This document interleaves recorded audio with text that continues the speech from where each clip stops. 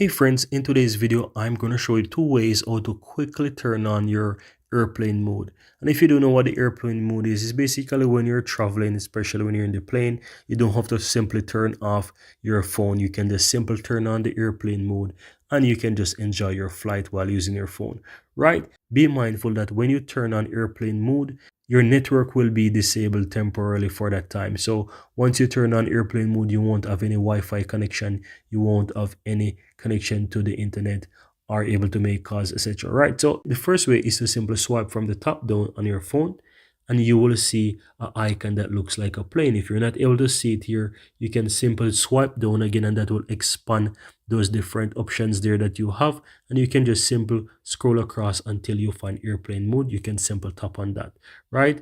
Now the next way how to do that, guys, is to swipe up on your phone anywhere, and that will take you into more options or more apps on your phone here. So you can simply tap on the settings applications there, and then you want to ensure that you click on connections. Right now, once you click on connections, you'll be able to see airplane mode from those connection settings there, and you can simply toggle that on and it will turn on airplane mode on your phone. And that's all there is to it, guys. Very easy and very simple.